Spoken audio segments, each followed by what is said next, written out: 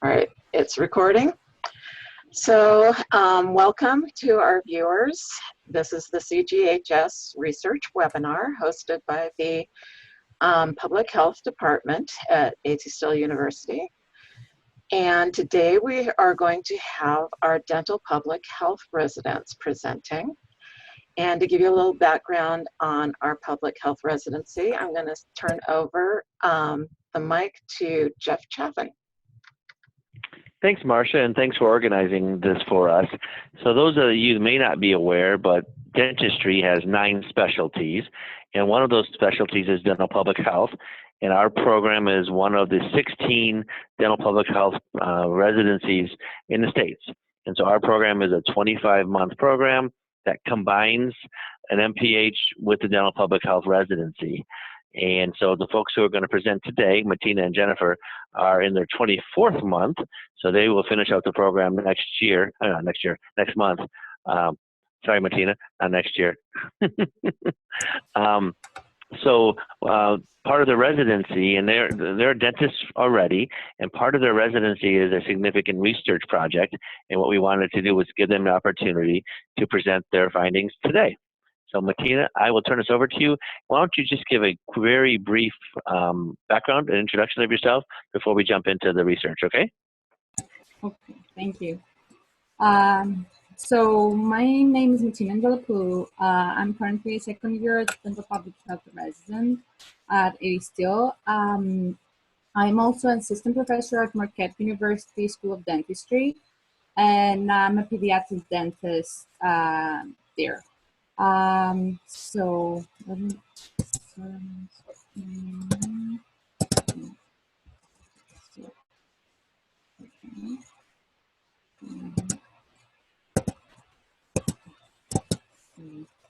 so you can see my screen now. My research project was the association of food insecurity with early childhood caries.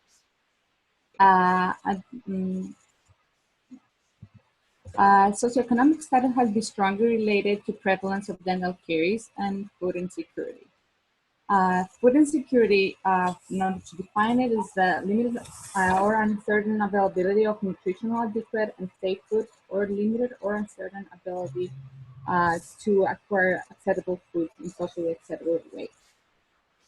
The strong relationship between unhealthy dietary habits and dental caries makes food insecurity a potential caries risk factor. In other words, since diet plays such an important role in caries risk, if someone has limited access to healthy food, may be at higher risk for caries.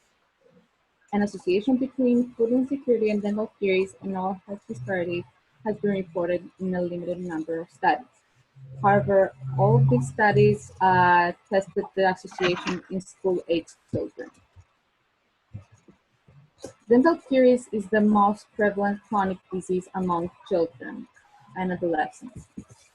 Early childhood caries is defined as the presence of one or more decayed, missing, or spilled tooth surfaces in any primary tooth in a child 71 months of age or younger. Why ECC is such an important public health issue? So ECC has been reported to be related with increased caries risk in permanent dentition. It also causes loss of dental function. It causes loss of school time, increased need for emergency room visits, need for treatment under general anesthesia, increased costs for dental treatment, and also diminish the quality of life of these young children. Early childhood caries has been correlated with low socioeconomic status and specific feeding practices such as nocturnal feeding with hypoallergenic foods such as milk, infant formula, or juice. Preschool children are entirely dependent on their family for caregiving and food selection. For this reason, food insecurity might be even more associated with dental caries than the associated report from school children. However, no studies have evaluated this association in preschool-aged children. So the aim of my project was to identify the impact of food insecurity on the prevalence of dental caries in preschool children, and also to detect if this association is related with demographic factors, educational level of experience, and the family stress. For this study, we collected 82 children, data from 82 children. In the table, you can see the distribution of these children by age, year in months, and also by gender. The inclusion criteria were for participation were children of 1 to 5 year old, 12 to 71 month old, and also children that had no chronic illnesses or taking any medication, and also patients that were from the dental clinics of Marquette University. We did a power calculation that determined that a minimum of 80 children were needed to achieve 80% power with alpha 0.05 and a medium effect size. To evaluate the food insecurity, we used the 6-item US Department of Agriculture Food Security Questionnaire. This is a validated questionnaire and it's available both in English and Spanish. Responses were calculated using this USDA scoring protocol, and families were classified as food insecure without hunger, and food insecure with hunger. We also added some questions regarding parental educational level, the age of the parents, employment status, the socioeconomic status, family structure, and way to overcome these issues. For the clinical exam, we used a mirror and periodontal probe and artificial light. Dental caries were measured using the dmft index based on ICDAS criteria. This way, we were able to detect lesions at the white spot lesion stage that is considered a sign of high caries risk for this age group. Two pediatric dentists performed the clinical examinations, and both dentists conducted an examiner training and calibration activities prior to the study. The mean age of the sample was 48 months. The sample was equally distributed between, including boys and girls. However, we had the majority of our sample was Hispanic population. The next diagram presents the parental education distribution. As you can see, most of the mothers were of college education, and most of the fathers had high school or college education. The parental age shows that most mothers were 25 to 34 years old, and fathers were either 25 to 34 or 35 to 44 years old. In regards to parental employment, most mothers were not working at the time, and most fathers were employed for wages. In relation to family structure, most families were of 4 to 6 people and had 3 to 4 children in their house. Also, half of the families had 1 or less people to provide to their household, and the other half had 2 providers in their household. The results showed that 58% of the families were fully secure. 11% had marginal, 24% had low, and 6% very low food security. Also, in this slide, you can see the 2 questions that were answered positively from almost 30% of the sample, and these were the 3 questions that were answered almost positively from 10% of the sample. In regards to dental caries, 56% of the children had untreated decay. Also in this table, you can see the stratified data of caries by food security category. In general, it is apparent that children of higher food security, scored with 0, had significantly lower caries than the other food security groups. And at the bottom, you can see the mean and standard deviation of each of these indices. The results of inferential statistics show that there was a correlation between DMFT and food security, which was statistically significant. However, food security was associated with lower dental caries. Food insecurity was also significantly correlated with parental age, with children who had a father aged over 25 years old to be of higher food security levels. The results of this study show that the sample had higher levels of dental caries compared to the national mean.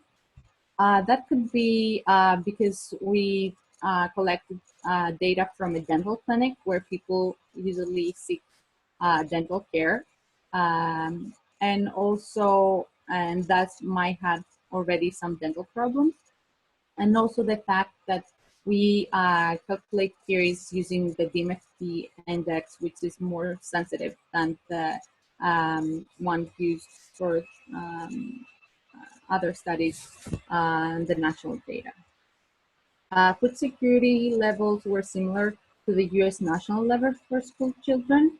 And also the results of the present study are similar to studies of school children, which found that children of higher security families present lower caries rates.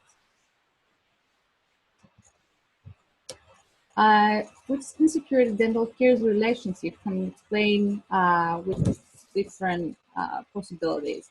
One might be that food insecure families choose their foods, choose more unhealthy and highly carcinogenic food because they're at lower cost and not thirstful.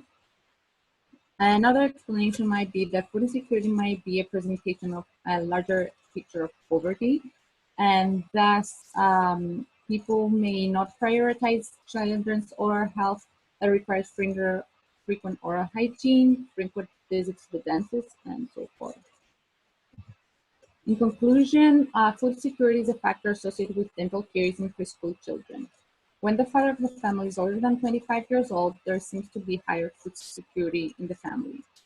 Also, public health efforts should focus on policies to increase food security of households and to make healthy food more affordable.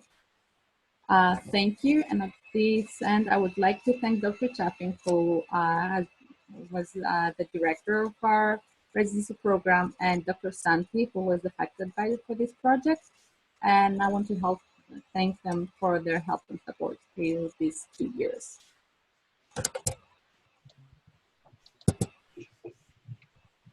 Okay, if anybody has any questions, you can use either the Q&A or the chat.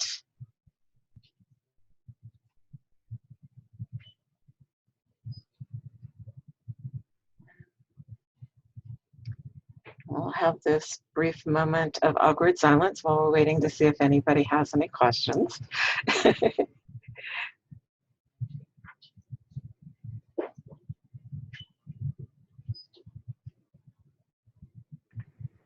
Marcia, can you hear me? I can hear you. Okay, great. So quick question for Matina. So what would you do next? What would be if you were able to continue this project, what would be the next part of the study that's the most logical piece for you? Thank you for your question. I think one thing is that this study has some limitations. So it's a study that was conducted in a dental clinic and cannot be, this is not a national representative sample. So I think that it will be important to do a national study as it has been done for school children to detect this association in preschool children. And in regard to public health, I think that it will be important since there is an association between food security and caries. It will be important to see how we can help these families to have access to healthy food. For example, many people get food stamps in order to get food, but this doesn't limit what type of food they're gonna get.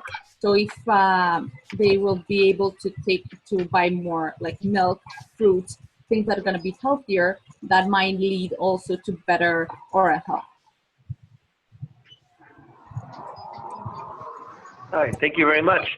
So I think if we have no other questions right now, we can come back to questions. You can still put them in there, and Matina can address those afterwards. But I want to go next to Jennifer. And Jennifer, you missed our introduction.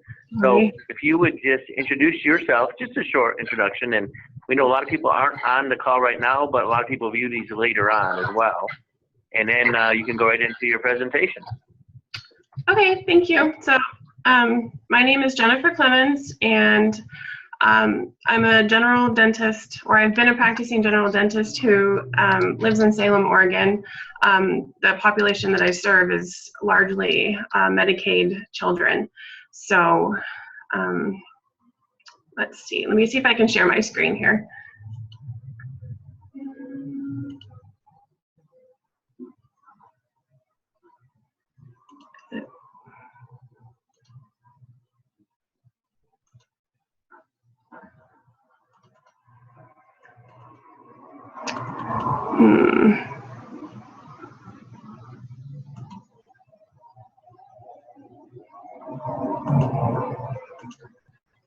Okay, here we go.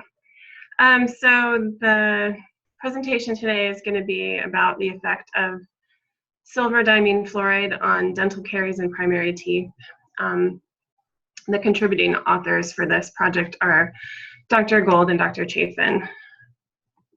The purpose of this presentation is to present findings from a short-term study that assessed the effectiveness of 38% silver diamine fluoride in arresting caries in primary teeth in children who live in Salem, Oregon, and who were served in a community dental clinic there.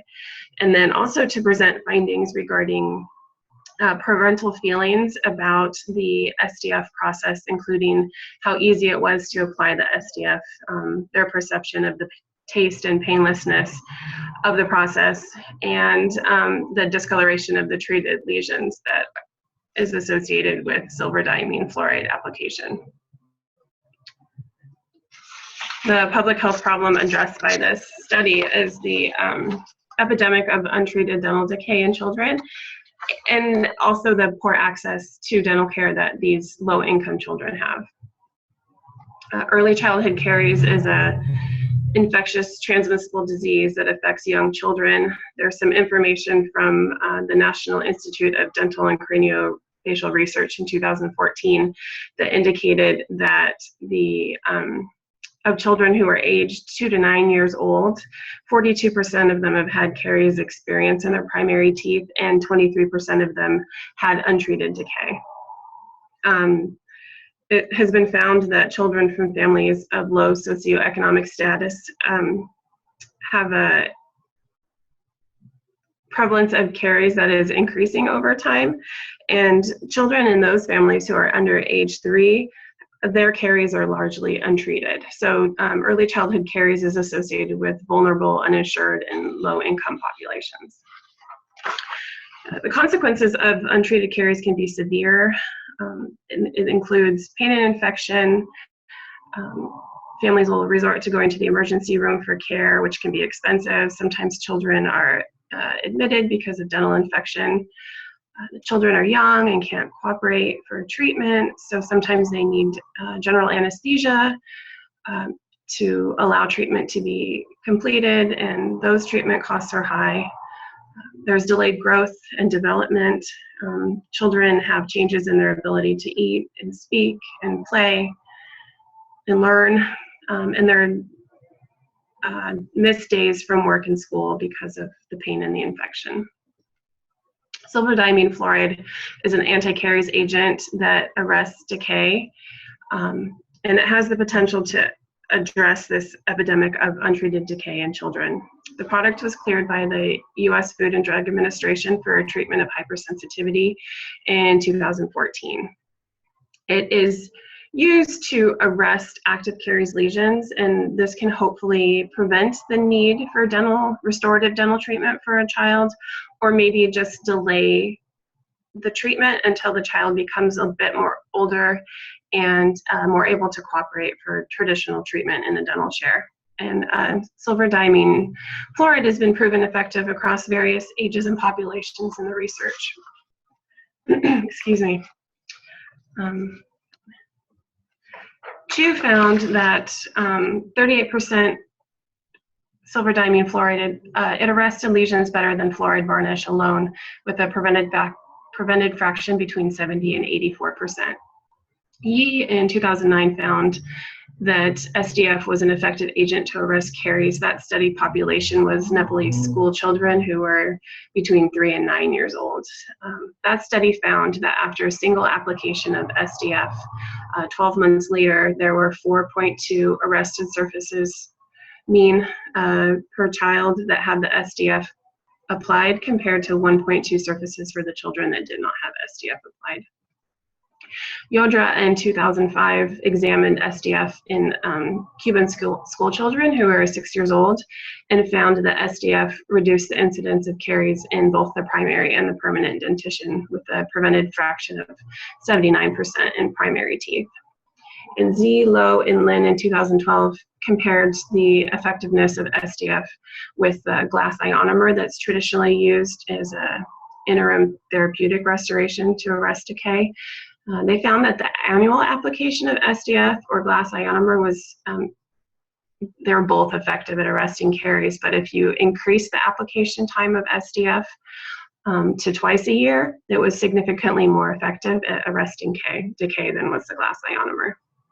The purpose of this study is to assess the effectiveness of SDF to arrest caries lesions, reduce or prevent dental pain and infections, and also to assess the parental acceptance of SDF treatment and see how, evaluate the effectiveness of arrest depending on the duration of SDF application time. The hypothesis was that 38% SDF treatment would be effective to arrest active caries lesions, reduce incidence of pain and infection, and it would be accepted by parents.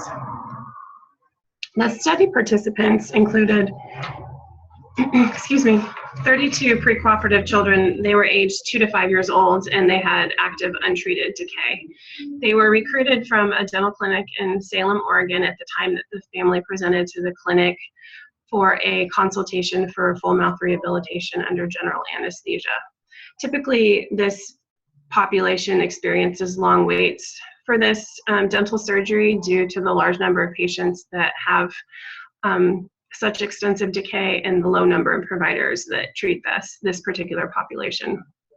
The inclusion criteria for the study was to have at least one carious lesion as defined by ICDOS, and the exclusion criteria was no tooth pain, mobility, sign of infection, no severe medical conditions, no hereditary tooth defects such as amelogenesis imperfecta, no allergy or sensitivity to any component of the SDF, and the patient had to be able to cooperate for SDF treatment, so very uncooperative children were excluded. The design of the study, consent was obtained from the parent, and the SDF product that was used is the one that's on the market. It's Advantage of Rest from Elevate Oral Care. The identified teeth were dried and well isolated, and SDF was applied to the tooth with a microbrush. The target time of application was 2 minutes, but recognizing that we're dealing with young children, not all of the teeth had a full 2-minute application, and the duration of application ranged between 30 seconds and 2 minutes. That duration was recorded, and also the patient behavior was recorded. The family was asked to return 2 weeks later so that the color and hardness of the lesion could be assessed. We inquired about pain, any signs of infection in the teeth, and then at that 2-week point, the parents filled out a survey. I'll talk about that in a little bit. And then at the 3-month recall, we again assessed the color and hardness of the lesion, and then checked for signs of pain or infection. Most of the lesions were restored as planned, so some of the kids ended up having the general anesthesia as planned. Some of the kids became more cooperative during these SDF application visits, so some of the kids that additionally felt were too uncooperative to have traditional treatment became much more cooperative, and then they did not need the general anesthesia when we ended up doing their fillings. So this is what the teeth look like before and after application of SDF. The left-hand side is the before. The tooth is, the caries are light in color. If you gently touch with an explorer, it's soft or sticky. You don't want to probe into the lesion with the explorer and cause a problem. You just want to kind of touch gently on the surface. The right-hand side is the after lesion. This is arrested. It's very hard. When you touch it, it's very dark in color. The parent survey was completed at the 2-week recall, and it was composed of 4 questions that were Likert type questions. These questions asked the parents to describe their agreement with statements about the ease of application, the taste of the SDF for their child, how they felt about the discoloration of the lesions afterwards, and the painlessness of the process. And here are the statements that were on the survey. SDF is an easy process. I'm comfortable with the discoloration. SDF application is painless for my child. SDF is acceptable. The taste of SDF is acceptable to my child. The 118 lesions were treated with SDF in 32 patients. 30 children returned for the 2-week recall, so 110 lesions were assessed for arrest. 8 of these lesions were excluded from analysis. These were lesions that were interproximal, non-cavitated lesions that were really just visible on a bite-length radiograph. So I had hoped that after I applied SDF and brought them back, there would be maybe some shadowing or some line or something that I could see interproximally that would indicate that there was some arrest, but I found that in 8 of these areas, 8 of these teeth, it looked exactly the same before or after, so I couldn't tell if it had arrested or not, so those were excluded from the analysis. There was no incidence of pain or infection in any of the treated teeth. 100 out of 102 lesions were found to be arrested at the 2-week point, which was a 98% arrest rate. The chi-square test was used to assess the association between duration of SDF application and arrest of caries lesions. So we compared the arrest rate for 120-second duration to the arrest rate for the 30 to 90-second durations. Found that the duration of application was not significantly associated with arrest.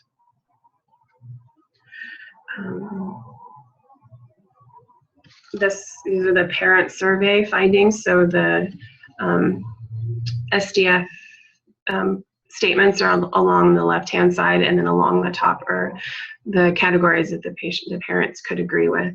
Most parents agreed or strongly agreed about the ease of application, the comfort with the discoloration of the teeth, the painlessness of the process, and the taste of the silver diamine fluoride.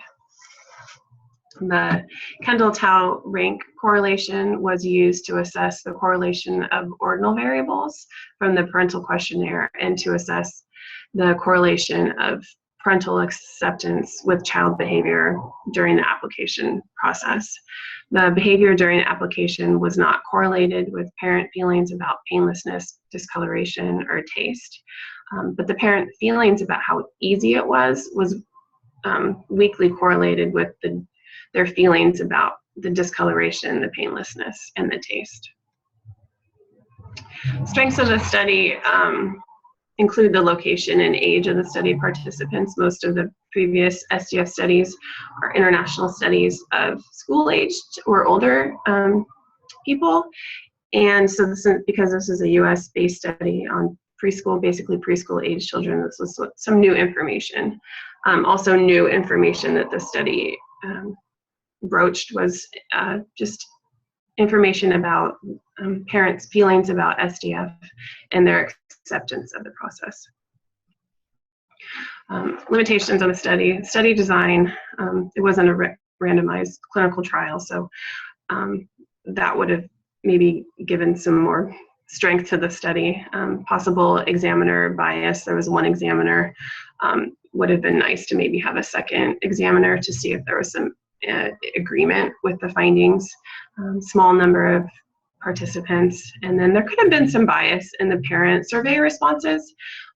Parents, after being told that the teeth were arrested and then the procedure worked, possibly could have felt more favorable about it. Also, they could have felt uncomfortable sharing their discomfort, and they want to please the provider and the staff. So it is possible that they could have given more favorable responses based on that. So in conclusion, SDF is an effective treatment to arrest decay in young children. Parents demonstrated positive feelings about SDF. The duration of application is not associated with arrest, and 38% silver diamine fluoride is a promising adjunct or alternative in the treatment of decay in primary teeth. And my references.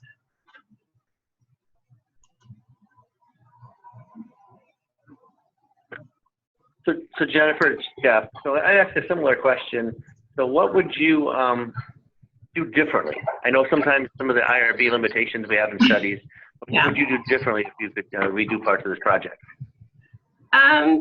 I would want to include more children, just to see if the findings from this limited amount of children were reproducible in a larger group. And I would want to follow them for a longer period of time, ideally not restoring the teeth if they didn't need to be restored, and just kind of tracking them over time to see how effective the arrest truly was. We also have a question from Dr. Altman, and he says, thank you both. And he's got a question for each of you. And the question is, your research is complete. If a reporter asked you for just one short statement that summarizes your results, what would you want the public to know? That is, what is your sound bite?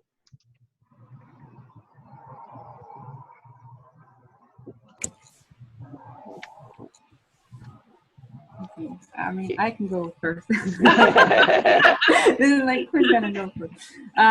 Okay, thank you for your question. I think that the importance of the study is that food plays an important role in dental caries. So if you you have to find a way to have access to healthy food in order to eliminate caries for your child.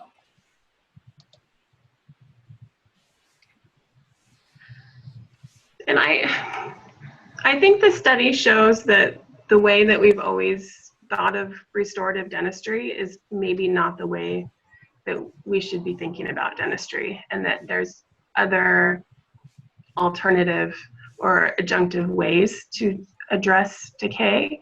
And maybe this can encourage us to change our path of thinking when we think about how to treat decay in young children.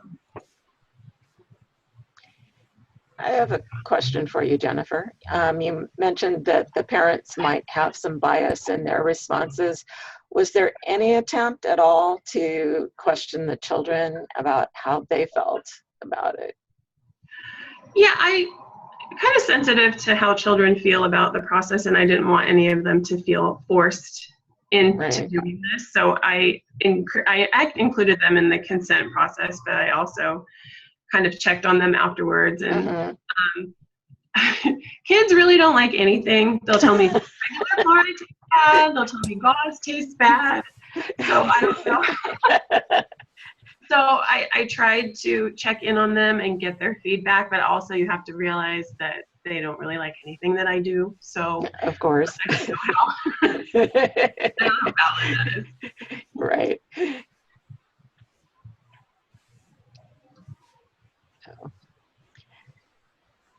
Well, do we have any other questions from our audience? Well, I would thank you, Jeff. I would thank you both again for taking time today. These are very interesting research projects, kind of not typical for dental, a little bit novel, and I think hopefully a lot of our faculty and students will view this and find this useful. Yeah, I think so. Okay, yeah, we don't seem to have any other questions coming in, so I want to thank you both for presenting. These were good presentations. Thank you. Okay, and we did get a great job from one of the viewers. Okay.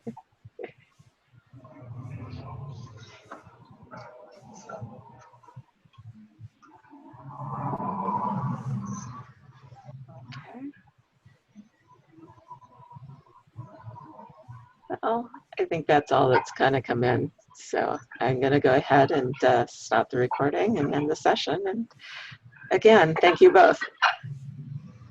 Thank you. Thanks, Marcia.